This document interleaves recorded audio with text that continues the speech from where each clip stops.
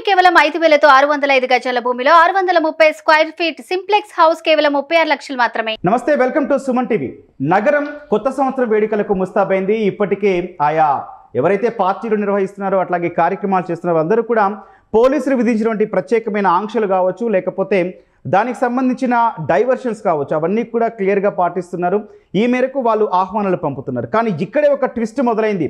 Sun burn వివాదం కొత్తగా ఆసక్తి రేకెత్తిస్తోంది, అట్లాగే ఉత్కంఠను కూడా కలిగిస్తుంది. ఎందుకంటే ఈ సన్ బర్న్ వివాదం చెలరేగిన వేళ ముఖ్యమంత్రి రేవంత్ రెడ్డి సైతం స్వయంగా ఆరా తీశారు. అసలేంటి సన్ బర్న్ వివాదం? కొత్త సంవత్సరం వేడుకల వేళ పోలీసులు నగరంపై అట్లాగే రాష్ట్రంపై ఎట్లాంటి ఆంక్షలు విధించారు? వీటిపై మాట్లాడదాం. ప్రస్తుతం మనతో పాటున్నారు Suman TV news chief editor Keshav గారు. కేశవ్ గారు నమస్తే అండి. నమస్తే గౌతమ్. ప్రతి నోట సన్ బర్న్ అన్న మాట వినిపిస్తోంది. అసలు ఏంటి సార్, అసలు ఈ సన్ బర్న్ ఏంటి, ఆ వివాదం ఏంటి? సన్ బర్న్ అంటే వడదెబ్బ అని ప్రచారం జరుగుతుంది. అది వడదెబ్బ ఇంకో దెబ్బ అనేది పోలీసులు క్లారిటీ ఇవ్వాలి. Okay sir. ఇప్పుడు ఈ సన్ బర్న్ అనేటువంటి పేరు మీద ప్రతిసారి న్యూ ఇయర్ ఈవెంట్స్ నిర్వహించడం అనేది ఒక ప్రక్రియగా వస్తున్నటువంటి పరిస్థితి. అయితే గత 3-4 ఏళ్ళుగా ఇది వివాదాస్పదం అవుతుంది. హైదరాబాద్లో కూడా గత సంవత్సరం శంషాబాద్ శివార్లు అంటే ఎయిర్పోర్ట్ సమీపంలో ఒక రిసార్ట్స్ లాంటి ప్రదేశంలో ఈ ఈవెంట్ ఆర్గనైజ్ చేశారు. అది కూడా వివాదాస్పదం అయింది. 2020 ఆ సమయంలో కూడా గోవా అంటే ఇప్పుడు ఇండియాని ఒక 20 ఏళ్ళు ఫాస్ట్ ఫార్వర్డ్ చేస్తే గోవా ఉంటుంది అంటారు అనమాట. అట్లాంటి ప్లేస్లో కూడా అది వివాదాస్పదం అయింది. చివరికి అక్కడ రాష్ట్ర ప్రభుత్వం రద్దు చేసింది. అక్కడ ఆర్గనైజ్ చేయొద్దు అనేటువంటి డైరెక్షన్ ఇచ్చిన తర్వాత మానేశారు వాళ్ళు. సో అలాంటి ఈవెంట్ హైదరాబాద్లో నిర్వహించాలి అనేటువంటి ఒక ప్రతిపాదన ఒకటి వచ్చింది. అయితే అనుమతులు ఏవి రాకుండానే టికెట్ల విక్రయం, దానికి సంబంధించినటువంటి ప్రచారం విస్తృతంగా జరిగింది. దీనిపైన రేవంత్ రెడ్డి గారు ఆరా తీశారు. దీనికి ఇంకొకటి ప్రధానమైన కారణం ఏంటంటే లాస్ట్ టైం హైదరాబాద్లో ఈవెంట్ జరిగినప్పుడు ఒక యువకుడు చచ్చిపోయాడు. అవును సార్. అతను చనిపోయిన దాని మీద అనేక అనుమానాలు ఉన్నాయి. అతను చెవుల్లోంచి ముక్కులోంచి రక్తం వచ్చి చనిపోయాడని అతని ఫ్యామిలీ ఆరోపిస్తుంది. హార్ట్ అటాక్ వచ్చి చనిపోయాడు అనేది అక్కడ చెప్పినటువంటి మాట, ఈవెంట్ నిర్వాహకులు చెప్పినటువంటి మాట. ఆ సౌండ్ కావచ్చు, ఎందుకంటే భారీ మ్యూజిక్, అలానే అక్కడ డ్రగ్స్ కూడా విచ్చలవిడిగా ఇస్తున్నారు అనేది ఒక ప్రచారం అయితే ఉంది. బట్ మద్యం, ధూమపానం, మద్యపానం అక్కడ వెరీ కామన్ అనేది కనిపిస్తుంది. మ్యూజిక్ న్యూ ఇయర్ సెలబ్రేషన్స్లో భాగంగా అదొక జోష్లో జరిగేటువంటి పార్టీ. ఇప్పుడు మోడర్న్ పబ్ పార్టీలు ఎలా ఉన్నాయి అట్లాంటి పార్టీ కింద చూడాలి. కానీ అక్కడ సంథింగ్ ఇట్లాంటి నిషేధిత పదార్థాలను ఉపయోగించి ఉండవచ్చు. దానివల్లనే తన సోదరుడు చనిపోయాడని ఆయన చనిపోయిన వ్యక్తికి సంబంధించినటువంటి అన్న ఫిర్యాదు చేసినటువంటి పరిస్థితి. కాంగ్రెస్ నాయకులు కూడా అప్పుడు కొన్ని ఆందోళనలు వ్యక్తం చేశారు. విహెచ్ లాంటి వాళ్ళు ఖండించారు. ఇటువంటి వాటికి అనుమతి ఇవ్వద్దు, ఈ డ్రగ్ కల్చర్ హైదరాబాద్ని నాశనం చేస్తుంది అనేటువంటి విమర్శలు కూడా చేశారు. సో వాటన్నిటికీ కొనసాగింపుగా ఇప్పుడు ఈ ఈవెంట్ హైదరాబాద్లో జరుగుతున్నా అసలు పర్మిషన్ ఎవరు ఇచ్చారనేటువంటి ప్రశ్నని నేరుగా సీఎం లేవనెత్తడం అనేది ఇక్కడ వివాదాస్పదం అయింది. సార్, ఇప్పుడు బుక్ మై షో లాంటి సంస్థలు ఇంకా అనుమతి ప్రభుత్వం ఇవ్వలేదు, కానీ అప్పటికే టికెట్లు అమ్మేస్తున్నాయి అని ఈ వివాదం దగ్గర ప్రస్తుతం చర్చ అయితే కంటిన్యూ అవుతుంది. దాంట్లో అది ఒక విచిత్రంగా ఉంది. ఇప్పుడు ఈవెంట్ ఆర్గనైజ్ చేస్తున్నటువంటి వ్యక్తి హైదరాబాద్కి చెందినటువంటి సుమంత్ అనేటువంటి అతను అది ఈవెంట్ ఆర్గనైజర్గా చేస్తూ అతను స్పెషల్ పర్మిషన్స్ తీసుకోవడం కోసం అప్లై చేశాడని పోలీస్ అధికారులు చెప్తున్నారు. అలానే నేరుగా ఈ సన్బర్న్ అనేటువంటి ఈవెంట్ ఆర్గనైజర్స్ దీన్ని ఆర్గనైజ్ చేయటం లేదు. వాళ్ళ నుంచి అగ్రిమెంట్ చేసుకుని ఆ పేరును ఉపయోగించుకొని నేను ఇక్కడ ఆర్గనైజ్ చేస్తున్నాడు మాదాపూర్లో అనేది బయటకు వచ్చినటువంటి ఇన్ఫర్మేషన్. ఇందులో ఇంకొక విచిత్రమైనటువంటి అంశం ఏంటంటే బుక్ మై షోలో టికెట్స్ అమ్మకానికి పెట్టారు, కానీ బుక్ మై షో కూడా అప్రూవ్ చేయలేదంట దాన్ని. అమ్మకాన్ని అంటే మాకు పర్మిషన్స్ వచ్చేసినట్టుగా చెప్పారు, మేము దాన్ని ఇంకా సేల్ స్టార్ట్ చేయలేదు, బట్ అది షో చేస్తున్నాం అంతవరకే అని వాళ్ళు చెప్తున్నారు. కానీ టికెట్ సేల్ కూడా జరుగుతుంది అనే ప్రచారం జరుగుతుంది. దీనిపైన కూడా పోలీసులు ఎంక్వైరీ చేస్తారు. సైబరాబాద్ సిపి కూడా దీన్ని చాలా సీరియస్గా తీసుకున్నారు. వాళ్ళందరినీ పిలిచి మాట్లాడారు. అంటే ఒక ఈవెంట్ ఆర్గనైజ్ చేసేటువంటి ఇంకా 1 వీక్ టైం ఉంది. ఎగ్జాక్ట్లీ క్రిస్మస్ డేలో ఉన్నాం మనం. 7th డే రోజు న్యూ ఇయర్ వస్తుంది. కాబట్టి ఈ వారం రోజుల్లో ఇప్పటికిప్పుడు అమ్మేసేటువంటి పరిస్థితి ఉండదు. అసలు పర్మిషన్ ఎవరు ఇచ్చారు, ఇన్ఫర్మేషన్ ఎవరు ఇచ్చారు, టికెట్ సేల్స్ ఎవరు పెట్టారు, దీని మీదే కన్ఫ్యూజన్స్, అంటే బయటకు వస్తున్నటువంటి స్టేట్మెంట్స్ మధ్య గందరగోళం ఉంది.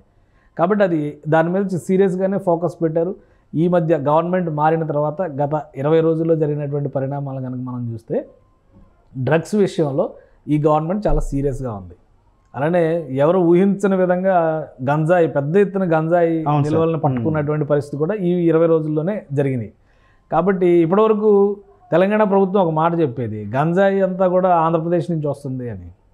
ఎక్కడి నుంచి వచ్చినా కానీ అసలు వినియోగం ఇక్కడ జరుగుతుందంటే ఇక్కడ వినియోగదారులు ఉన్నట్టే కదా. ఫస్ట్ దాన్ని కంట్రోల్ చేసే దాని మీద ఎక్కడ ఫోకస్ పెట్టిన దాఖలాలు కనిపించలేదు. ఆ మధ్య కాస్త డ్రగ్స్ కేసులు నైజీరియా కనెక్షన్స్తో హడావుడి మళ్ళీ అది ఏమైందో కూడా కేసు ఆచూకీ ఎవరికి తెలియదు. ఇప్పుడు ఈ గవర్నమెంట్ అది సీరియస్గా తీసుకుంది. డ్రగ్స్ ప్లస్ ఈ ఆల్కహాల్ కల్చర్ వీటన్నిటిని కూడా కంట్రోల్ చేసేటువంటి క్రమంలోనే సీఎం, ఎస్పీలు, కలెక్టర్ల సమావేశం జరిగింది.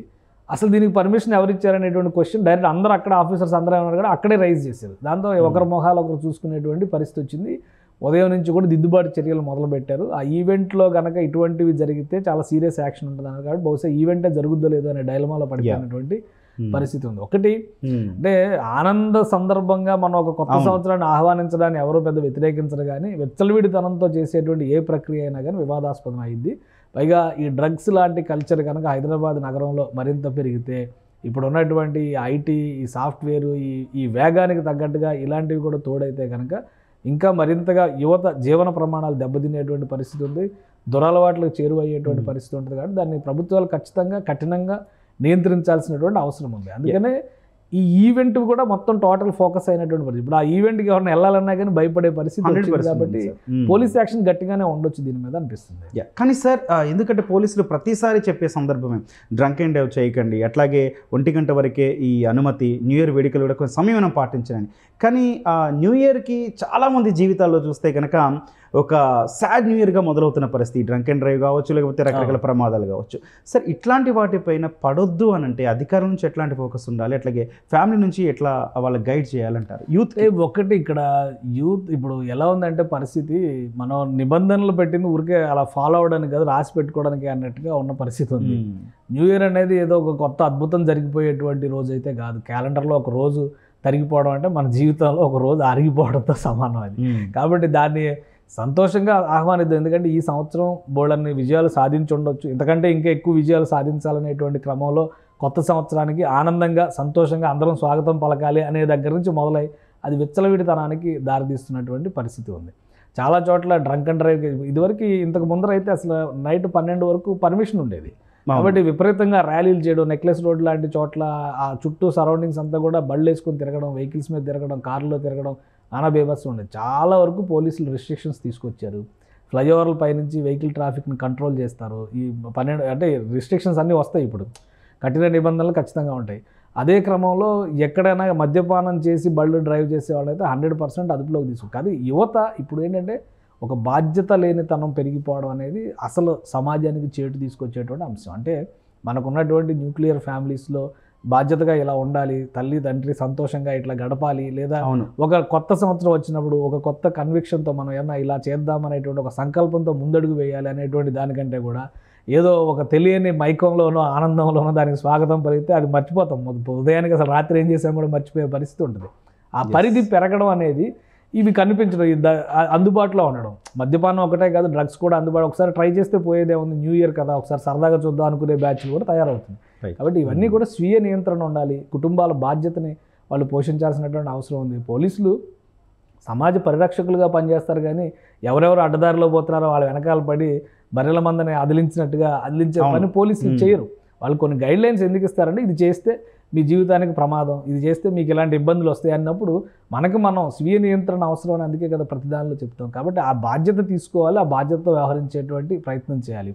అలాంటివి లేనప్పుడు ఈ సన్బాన్ లాంటివి ఇంకా కొన్ని ఈవెంట్లు వస్తాయి. ఇప్పుడు ఏదైనా ఒక లిమిటెడ్ టైం ప్రభుత్వం కూడా చాలా క్లియర్గా ఇచ్చింది, అర్ధరాత్రి తర్వాత పబ్లు నడపడం అనేటువంటి కల్చర్ని బంద్ చేస్తాం అనేటువంటి మాట చెప్పింది. కాబట్టి ఇవన్నీ నియంత్రణలో మంచి ఫలితాలు ఇస్తాయని చెప్పి ఆశిద్దాం. వీటన్నిటికి తోడు మనలో మనకు సామాజిక బాధ్యత ఉంది, స్వీయ నియంత్రణ ఉంది అని చెప్పి నిరూపించుకోగలిగితే ఒక మంచి నగరంగా ఆహ్లాదకరమైనటువంటి వాతావరణాన్ని ఈ నగరంలో సృష్టించినటువంటి పౌరులుగా మారడానికి కూడా అవకాశం ఉంటుంది. అది లేనప్పుడు ఆ దారి తప్పినటువంటి తనానికి ప్రతి ఒక్కరూ బాధ్యత వహించాల్సినటువంటి పరిస్థితి ఉంటుంది. Right, thank you sir.